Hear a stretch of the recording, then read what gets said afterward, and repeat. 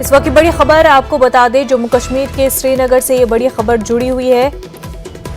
चांदपुरा में हिफाजती दस्ते पर ग्रेनेड हमला हुआ है। सीआरपीएफ दस्ते पर ग्रेनेड फेंका गया है। हमले में एक सीआरपीएफ जवान के जख्मी होने की इतला मिल रही है। अहम खबर आपको जम्मू कश्मीर के श्रीनगर चांदपुरा से बता रहे हैं। चांदपुरा में हिफाजती दस्ते पर ग्रेनेड हमला हुआ है। हमारे नुमाइंदे समीउल्ला इस वक्त हमारे साथ जुड़ चुके हैं। समी, इस हवाले से तफसीलात बताएं। देखिए मनाजा, आज अभी कुछ देर पहले जो है मिलिटेंटों ने जो छानपुरा इलाका है, पुलिस पोस्ट वहां पे है, पुलिस स्टेशन के पास उनका नाका लगा हुआ था, तो मिलिटेंट वहां से गुजरे और वहां पे उन्होंने एक ग्रेनेड फेंका है जिसमें एक सीआरपीएफ और एक मुकामी लेडी जो है वो जख्मी हुई है। उन्हें मामूली चोटें आई है, उन्हें अस्पताल इलाज मुआवजे के लिए लिया गया है। फिलहाल जो हमें पुलिस से जानकारी मिली है, मिलिटेंटों ने ये ग्रेनेड उस वक्त फेंका जब लोग नमाज के लिए इकट्ठा हो रहे थे और वहां पे जो है अब उस हमले में एक सीआरपीएफ का जो जवान है और एक लेडी जख्मी हुई है। फिलहाल इस पूरे इलाके को सीआरपीएफ और पुलिस ने मुहासरे में लिया है और हमलावरों की तलाश अभी जारी है। जी मनज, वहीं क्या आई विटनेसेस का इस पूरे मामले को लेकर के कुछ बयान आया है कि किस तरह से ये हमला हुआ हो? देखिए, ये काफी बिजी इलाका है और इस बिजी इलाके में ये पता लगाना मुश्किल हो जाता है कि किसने ग्रेनेड फेंका है, चाहे मिलिटेंट कार में आए होंगे या वो बाइक पे आए होंगे। जिस तरीके से हमने देखा है धमाकों में, क्योंकि जब भी इस तरीके के हमले होते हैं तो मिलिटेंट्स उसमें जो है बाइक का इस्तेमाल करते हैं और ग्रेनेड फेंक के उस इलाके से फौरन भाग जाते हैं। तो ऐसा अंदेशा जाहिर होता है कि जो मिलिटेंट्स थे वो बाइक पे हो सकते हैं और उन्होंने वो ग्रेनेड फेंक के वहां पे वो उस इलाके से तुरंत भागे होंगे। लेकिन सिक्योरिटी फोर्सेस ने इस पूरे इलाके को अपने मुहासरे में लिया है और हमलावरों की तलाश जो है वो बड़े पैमाने पे शुरू कर दी है। वहीं एक सीआरपीएफ जवान जख्मी हुए हैं, उनके हवाले से क्या खबर मिल रही है? उनकी कंडीशन कैसी है? देखिए, पीआरओ सीआरपीएफ से हमारी बात हुई, उनका कहना है कि उसको मामूली सी चोटें आई है, उसको अस्पताल में भर्ती कराया गया है और वो अभी बिल्कुल स्टेबल है। तो पूरे इलाके को मुहासरे में ले लिया गया है, सर्च ऑपरेशन जारी है। जिन लोगों ने ये ग्रेनेड हमला किया है उनकी तलाश जारी है। मजीद तफसीलात इस मामले में जैसे ही कार्रवाई आगे बढ़ेगी आपको बताते रहेंगे। समीउल्ला, बेहद शुक्रिया आपका। आगे बढ़ते हैं, इकबाल सिंह लालपुरा ने कौमी अक़लियती कमीशन के चेयरमैन का ओहदा संभाल लिया है। इस मौके पर वज़ीर अक़लियती उमूर मुख्तार अब्बास नकवी भी मौजूद थे। उन्होंने इकबाल सिंह को चेयरमैन बनाए जाने पर मुबारकबाद पेश की। मुख्तार अब्बास नकवी ने कहा कि वज़ीर-ए-आज़म नरेंद्र मोदी की क़यादत में हुकूमत सबका साथ, सबका विश्वास और सबका प्रयास पर यकीन रखती है। सभी फ़िरक़ों को बाइख्तियार बनाने के लिए मरकज़ी हुकूमत कोशा है। मोदी जी ने आने के बाद समाज के सभी वर्गों के एम्पावरमेंट के लिए जो बड़े से बड़े और कड़े से कड़े फैसले किए, उसका इम्पैक्ट और उसका असर साफ तौर से दिखाई पड़ रहा है। समाज के सभी वर्गों को समान उनका सशक्तिकरण हो, एम्पावरमेंट हो, development with dignity, empowerment without appeasement. इस संकल्प के साथ मोदी जी के नेतृत्व में जो केंद्र की सरकार है वो काम कर रही है और हर समाज का व्यक्ति अपने आप को महफूज महसूस करे, सुरक्षित महसूस करे और इस देश के विकास का बराबर का हिस्सेदार, भागीदार बने। ये हमारी सरकार का भी यही संकल्प है, प्रधानमंत्री जी का भी यही संकल्प है और इस संकल्प को मजबूती देने के लिए इकबाल सिंह जी महत्वपूर्ण भूमिका निभाएंगे, ऐसा मेरा विश्वास भी है और यकीन भी है। मैं एक बार फिर से इकबाल सिंह साहब को बहुत बहुत मुबारकबाद देता हूँ, बहुत बहुत शुभकामनाएं देता हूँ और आपने अलग अलग जिम्मेदारियां अलग अलग समय पे निभाई हैं। आपको जो ये जिम्मेदारी दी गई है, मुझे पूरा यकीन है कि आप बहुत ही मुस्तैदी और बहुत ही मजबूती के साथ इसको निभाएंगे। आपको बता दें कि ममता बनर्जी जो है चुनावी नॉमिनेशन फाइल करने के लिए पहुंच गई है। ज़िमनी चुनाव के लिए ममता बनर्जी अपना नॉमिनेशन फाइल कर रही हैं। तस्वीरें आप टीवी स्क्रीन पर देख सकते हैं। भवानीपुर में ज़िमनी चुनाव होने जा रहा है और भवानीपुर से ममता बनर्जी चुनाव लड़ने जा रही हैं। ज़िमनी चुनाव होने जा रहा है और इसी हवाले से ममता बनर्जी अपना नॉमिनेशन फाइल कर रही हैं।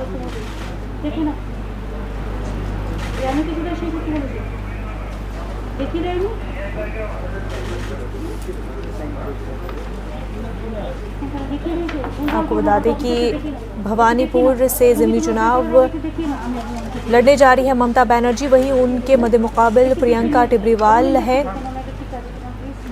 बीजेपी लीडर प्रियंका टिब्रीवाल भवानीपुर में ज़िमनी चुनाव लड़ेंगी ममता बनर्जी के खिलाफ, और इस वक्त ममता बनर्जी अपना नॉमिनेशन फाइल कर रही हैं। কোয়েলের হাজবেন্ড রানী রঞ্জিত মল্লিকের নিয়ে আসে না, কোয়েল মল্লিক মিসপাল রানী, ও প্রতিবারই আমার এতে করে ববি বউ হচ্ছে রুবি। तो आपको बता दें कि मकमी बंगाल के भवानीपुर असेंबली हल्के में ममता बनर्जी के मुकाबिल बीजेपी ने प्रियंका टिब्रीवाल को उम्मीदवार बनाया है। टिब्रीवाल वकील हैं और इंतखाबात के बाद हुए तशद्दुद के खिलाफ अर्जी गुजार रही हैं। भवानीपुर में ममता बनर्जी को टक्कर देने के लिए बीजेपी ने हिकमत अमली को हतमी रूप दे रही है। मकमी बंगाल में भवानीपुर असेंबली हल्के के साथ साथ जंगीपुर और शमशेरगंज में 30 सितंबर को वोट डाले जाएंगे। बीजेपी ने अपने स्टार कैंपेनियर्स की फहरिस्त भी जारी कर दी है, जिसमें शाहनवाज हुसैन, बाबुल सुप्रियो और स्मृति ईरानी भी शामिल है।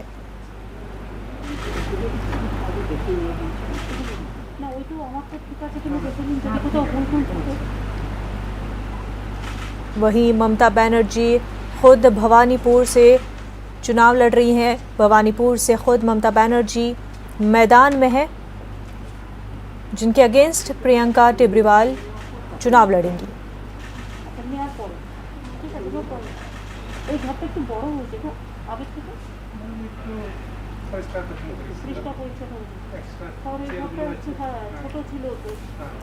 ওইদিকে আরেকটা ঘর ছিল মনে হয়, একটি মিটিং হল আমাদের, ওখানে চেয়ারগুলো থাকে যখন আমি দেখছি আমি যখন ছিল খুব ছোটোর মধ্যে ছিল, কিন্তু এখন একটু স্পেসটা ভালো হয়েছে, একটা চেয়ার সরিয়ে দিয়েছি, একটু ভালো হয়েছে, বড় হয়েছে, ভালো হয়েছে। पर्चे नामजदगी दाखिल कर रही हैं ममता बनर्जी।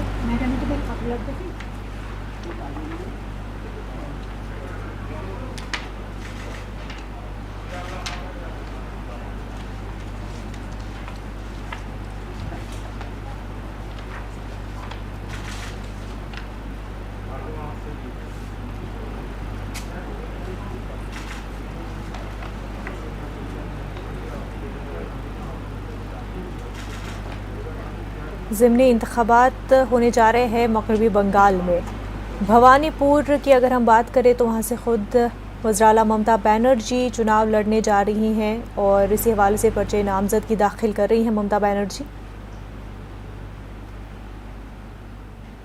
और बीजेपी ने ममता बनर्जी के अगेंस्ट जो कैंडिडेट उतारा है, जिस तरह से मगरबी बंगाल में असेंबली चुनाव के बाद उस वक्त जो राइट्स हुए थे, जिस तरह का तशद्दुद हुआ था, वो वकील हैं, उन्होंने पर्चे नामज़दगी दाखिल, उन्होंने पेटिशन फाइल की थी और प्रियंका टिब्रीवाल ही मुकाबला करेंगी ममता बनर्जी का भवानीपुर से।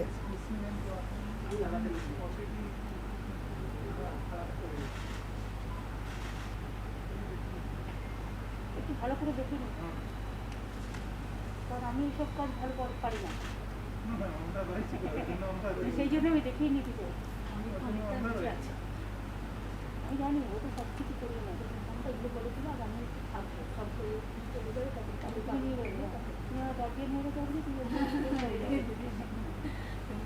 पर्चे नामजदगी का प्रोसेस जारी है, अमल जारी है, तमाम तर कागजात देखे जा रहे हैं।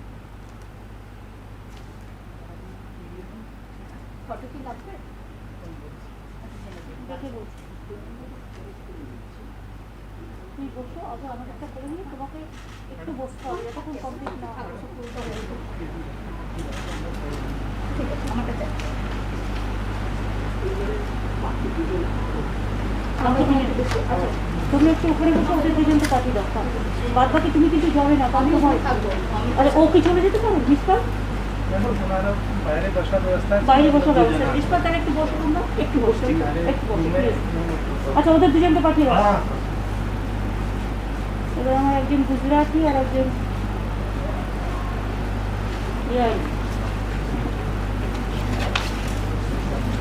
চেহারা দেখেছি, চারজনের মধ্যে দেখাচ্ছি, আর আমি তো বুঝতে পারছি না, ভাবলে ঠিক আছে। तो आपको बता दें कि मगरबी बंगाल के भवानीपुर में ज़िमनी चुनाव होने जा रहे हैं और वज़ीर आला ममता बनर्जी भवानीपुर में ज़िमनी चुनाव लड़ने जा रही हैं और उसी हवाले से इस वक्त पर्चे नामजदगी का अमल जारी है। ममता बनर्जी पर्चे नामजदगी दाखिल कर रही हैं और आपको बता दें कि प्रियंका टिब्बीवाल ममता बनर्जी के मुकाबिल भवानीपुर में चुनाव लड़ेंगी। काफ़ी अहम भवानीपुर की ये सीट और ख़ुद जब ममता बनर्जी ये चुनाव लड़ रही हैं तो अहमियत इस कॉन्स्टिट्यूंसी की और भी ज़्यादा बढ़ जाती है।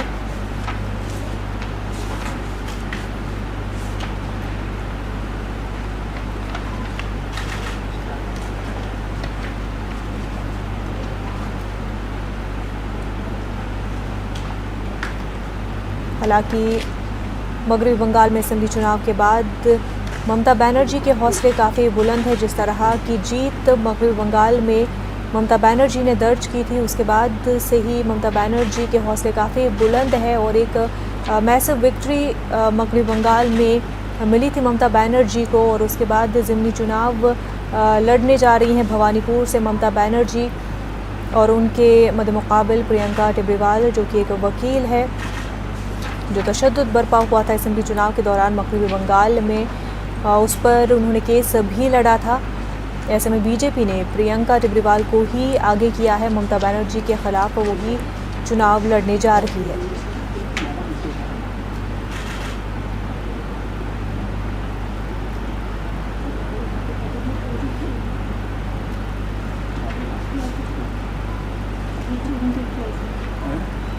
ममता बनर्जी जानी जाती हैं, हर चुनाव में वो अपनी जी जान लगा देती हैं। बहुत ही फ्यूरियस और पैशनेट लीडर के तौर पर उन्हें देखा जा सकता है, बल्कि एक तरह से जिस तरह से वज़ीर-ए-आज़म नरेंद्र मोदी को एक लीडर, एक पॉलिटिशियन के तौर पर देखा जाता है कि काफ़ी स्ट्रॉन्ग और पैशनेट और फ्यूरियस लीडर, उनके मुकाबले में जब कोई लीडर की बात आती है तो अक्सर ममता बनर्जी का ही नाम सामने आता है कि वही पैशन ममता बनर्जी में दिखाई देता है। उसी तरह का रैलियों में उनका जोश रहता है और कहीं ना कहीं जिस तरह से मगरबी बंगाल में ममता बनर्जी ने अपना चुनावी मुहिम भी चलाया था, उसी का जादू जो है फिर ममता बनर्जी को मिला भी था।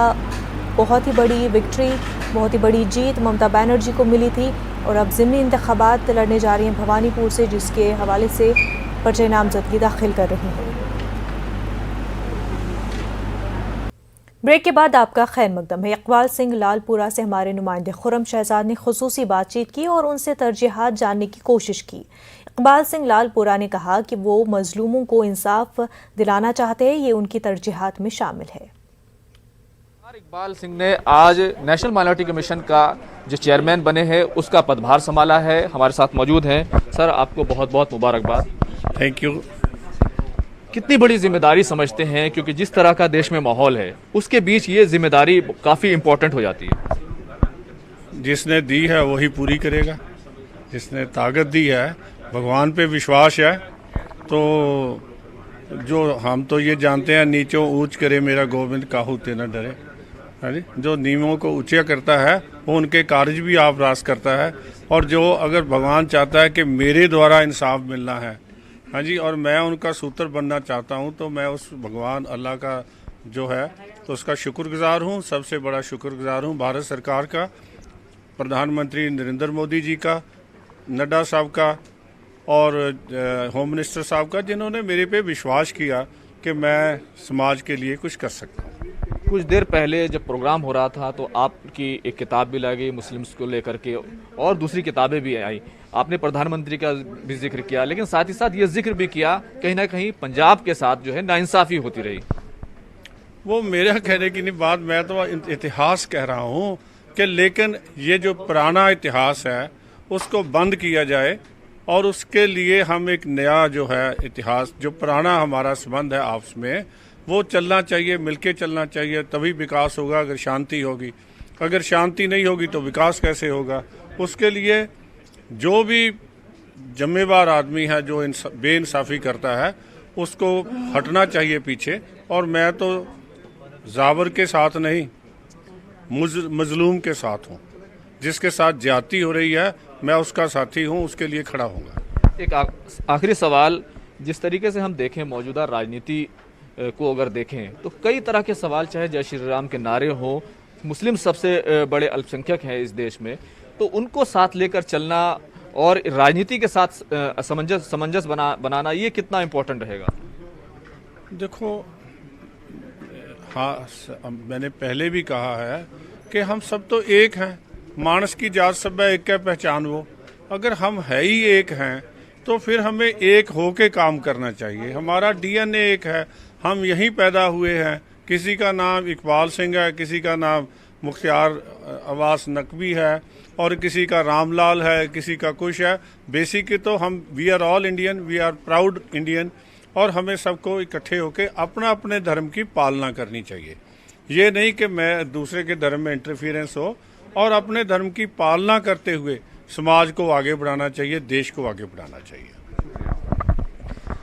तो ये थे इकबाल सिंह जिन्होंने अपना प्राथमिकताएं बताई हैं। सबको साथ लेकर चलेंगे। कैमरामैन प्रहलाद के साथ खुर्रम शहजाद, न्यूज़ 18 दिल्ली। मगरबी बंगाल के भवानीपुर असेंबली हल्के में ममता बनर्जी के मुकाबले बीजेपी ने प्रियंका टिब्रीवाल को उम्मीदवार बनाया है। टिब्रीवाल वकील है।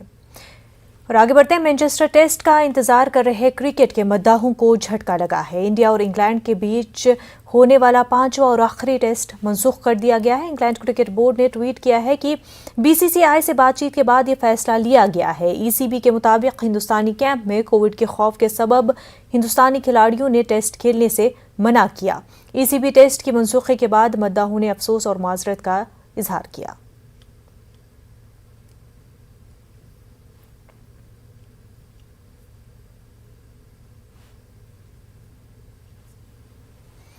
यूपी के रामपुर में वाक़ मौलाना मोहम्मद अली जौहर यूनिवर्सिटी की ज़मीन को सरकार ने अपने कब्जे में ले लिया है। 173 एकड़ ज़मीन को अपने कब्जे में लिया। जब वीसी ने दस्तखत नहीं किया तो टीम ने नोटिस चस्पा कर दिया। वाज़ेह हो कि जौहर यूनिवर्सिटी ने एडीएम के उस हुक्म के खिलाफ इलाहाबाद हाई कोर्ट पिटीशन दायर की थी, जिसके बाद हाई कोर्ट ने जौहर ट्रस्ट की दरख्वास्त खारिज कर दी थी। दरख्वास्त खारिज होने के बाद आज रामपुर जौहर यूनिवर्सिटी से मुतसल ज़मीन पर कब्जे के लिए टीम पहुंची थी। अपर जिलाधिकारी महोदय द्वारा अपने आदेश में 70 हेक्टेयर जमीन को राज्य सरकार में नियुक्त किया गया था, जिसकी अपील हाईकोर्ट में की गई थी। हाईकोर्ट ने इस अपील को खारिज कर दिया गया था। इसके बाद एक कब्जा और दखल के लिए आए थे, तो वीसी साहब ने कहा कि विषय हस्ताक्षर करने से इनकार कर दिया है, तो अब ये जो है 2 गाँवों के समझ जो है दखल की कार्रवाई पूर्ण कर ली जाएगी, जो नियम है। कोरोना वबा के दौरान बाहमी इमदाद और इन्हिसार का जज्बा मुस्तहकम हुआ है। मुल्क इस वबा से मुत्तहिद होकर मुकाबला कर रहा है। टीकाकारी के ऐलान के बाद हम बेहतर ताउन करें, जिससे हम कोरोना को मात देने की जानिब कदम बढ़ा सके। नेटवर्क 18 इस मुहिम में हर कदम पर आपके साथ रहेगा। जब तक सभी महफूज नहीं होते तब तक कोई भी महफूज नहीं होगा। इसी सोच की बुनियाद पर हमारी मुहिम संजीवनी का मकसद ये यकीनी बनाना है कि वैक्सीन पाना सभी हिंदुस्तानियों का हक है।